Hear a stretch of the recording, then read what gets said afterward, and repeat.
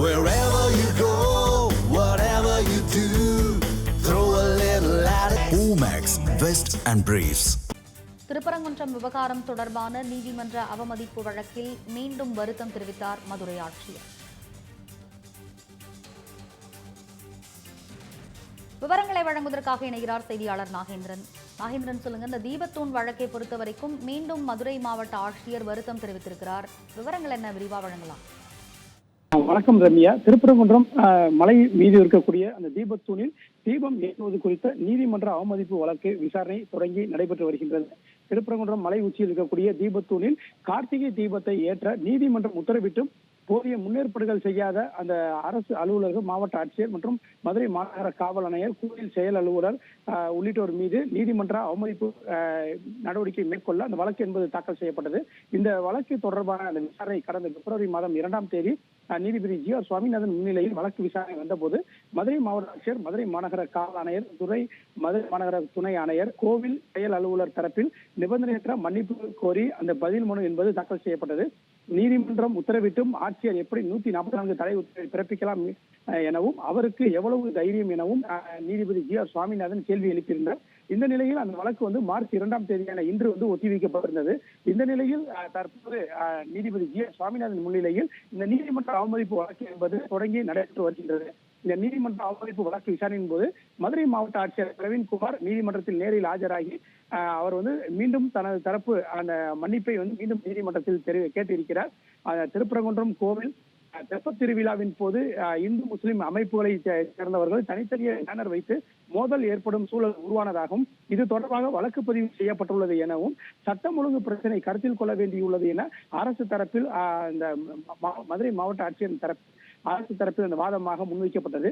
கார்த்திகை தீபம் ஏற்ற வேண்டும் என்ற நீதிமன்ற உத்தரவை செயல்படுத்த முயற்சிக்கும் போது சில அமைப்புகளை சேர்ந்தவரும் சமுதாயம் மற்றும் மதத்தினருக்கு இடையே பிரச்சனை ஏற்படும் சூழல் உருவானது.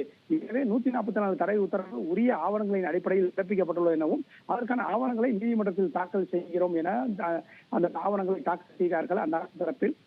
அப்போதுதான் மதுரை மாவட்ட ஆட்சியர் பிரவீன்குமார் நீதிமன்றத்தில் மீண்டும் இந்த விவகாரத்தில் மன்னிப்பு கோருவதாக கேட்டிருந்தார். இந்த நிலையில் அடுத்த ஆண்டு கார்த்திகை தீபம் திருவிழா வருவதற்கு முன்பு உரிய நடவடிக்கை எடுக்கப்படும் என எதிர்பார்க்கிறோம் என இந்த மாவட்ட ஆட்சியர் தரப்பில் அந்த வாதங்களை முன்வைத்த அரசு தரப்பு வழக்கறிஞர் தங்களது வாதத்தை முன்வைத்தார்கள். எந்தவித குறையும் இல்லாமல் நல்ல நிலையில் அதிகாரிகள் பணியாற்றி வருகின்றனர் எனவும் அரசு தரப்பில் வாதமாக முன்வைக்கப்பட்டது. அப்போது முக்கியத்துவம் வாய்ந்ததாக நீதிபதி ஜி ஆர் சுவாமிநாதன் சில கேள்விகளை எழுப்பியிருக்கிறார். நீதிமன்றம் பிறப்பித்த உத்தரவை நீங்கள் படைத்தீர்களா எனவும் ஏற்கனவே ஏற்றிய இடத்தில் என்று சொல்லவில்லை, இந்துக்களுக்கு சொந்தமான பகுதியில் ஏற்ற அந்த தீபம் ஏற்ற உத்தரவு பிறப்பித்தோம். 5 பேர் சென்று மலையில் தீபம் ஏற்ற மாவட்ட ஆட்சியர் அனுமதி வழங்குவாரா என அந்த கேள்வி எழுப்பியிருந்தார். மேலும் உடனடியாக பதில் கூறுங்கள், வழக்கை தற்போதை முடித்து வைக்கிறேன் என நீதிபதி ஜி ஆர் சுவாமிநாதன் அரசு தரப்பு வழக்கறிஞரிடமும் மதுரை மாவட்ட ஆட்சியர் பிரவீன்குமாரிடம் அந்த கேள்வியாக எழுப்பியிருந்தார். கோவில் சொத்து என்பது இந்து சமய அறநிலைத்துறையின் சொத்து அல்ல என தெரிவித்திருக்கிறார் நீதிபதி. அதே போன்று மாவட்ட ஆட்சியர் பொறுப்பு ஏற்றுக்கொண்டார் என்றால் தற்போதே இந்த வழக்கை முடித்து வைக்கிறேன் எனவும் நீதிபதி ஜி ஆர் சுவாமிநாதன் தெரிவித்திருக்கிறார். இது இந்த வழக்கில் முக்கியத்துவம் வாய்ந்ததாக பார்க்கப்பட்டு வருகின்றது. உயர் அதிகாரிகளை கேட்டுத்தான் இது குறித்த தகவல்களை நீதிமன்றத்தில் தெரிவிக்க முடியும் என அரசு தரப்பில் தெரிவிக்கப்பட்டது.